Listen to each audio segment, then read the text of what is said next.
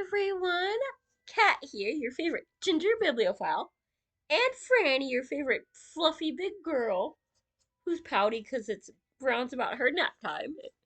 I even actually got the screen working. I don't know how, but I can actually see what's recording, so I know she's on the screen. And we're gonna have some fun today. I don't know that I will get 3 videos out this coming week because I am still a little bit sniffly, and of course the sniffles mean drainage, sore throat, so we'll see what we get through.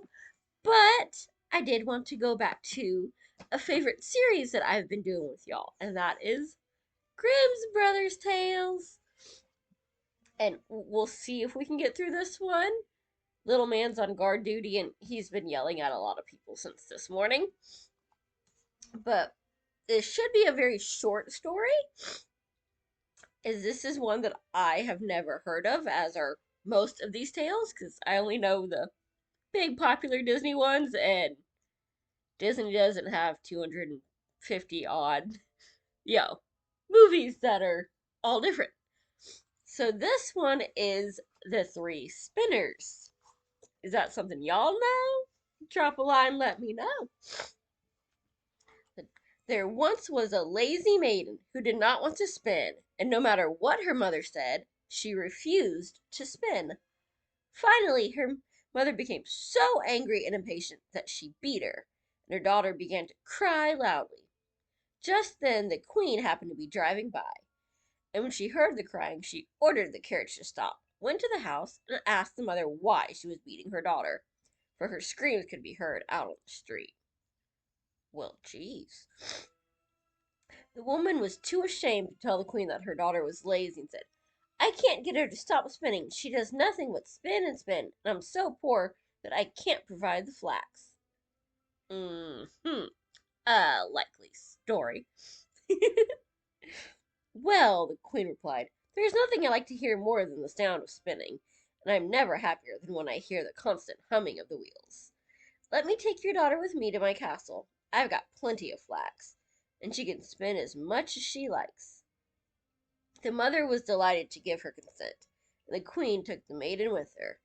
After they reached the castle, she led the maiden upstairs to 3 rooms that were filled with the finest flax from floor to ceiling. Sounds a little Rumpelstiltskin-y to me.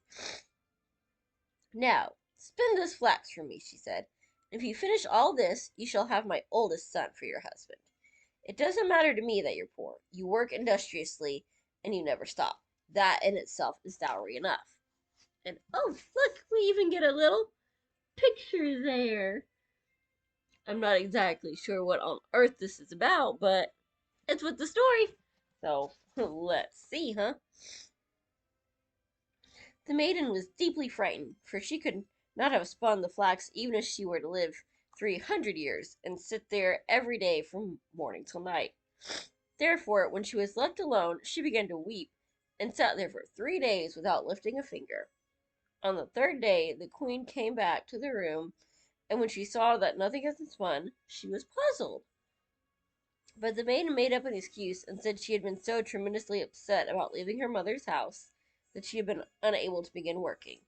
The queen accepted this excuse, but upon leaving she said, Tomorrow you must begin your work for me. When the maiden was alone again, she did not know what to do or where to turn. In her distress, she went over to the window and saw 3 women coming in her direction. The first had a broad, flat foot.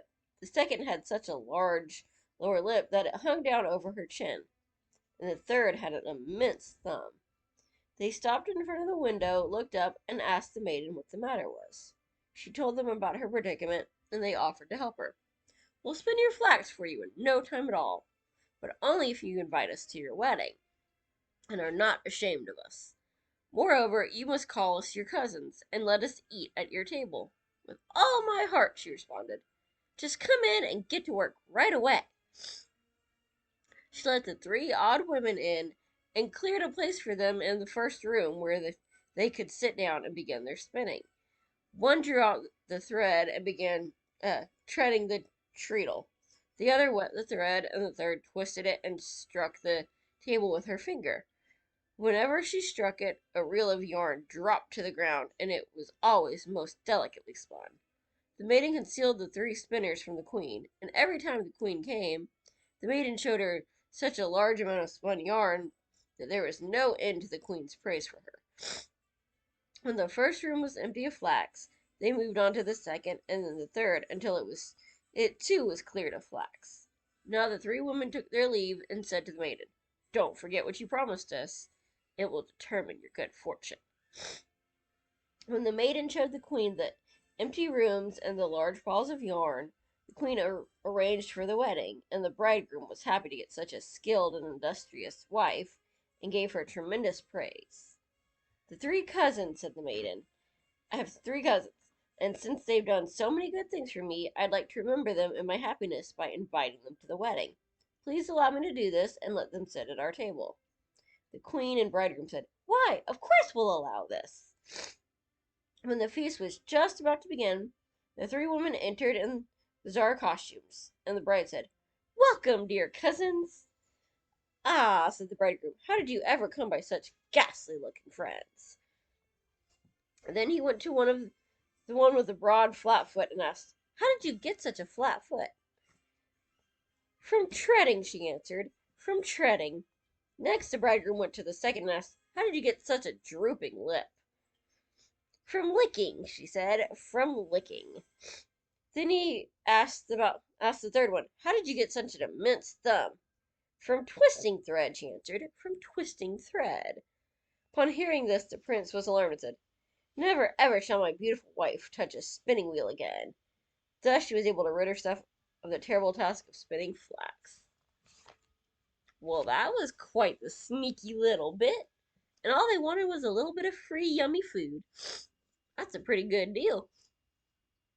So hopefully you enjoyed that. To figure out what's next, because, well, and the book is a tale that I've already read for y'all. So I hope y'all enjoyed that. And say bye-bye, Franny. Nope, she's just getting ready to yell at somebody. The little are perked up too. So I'll say bye-bye, everybody. Happy reading.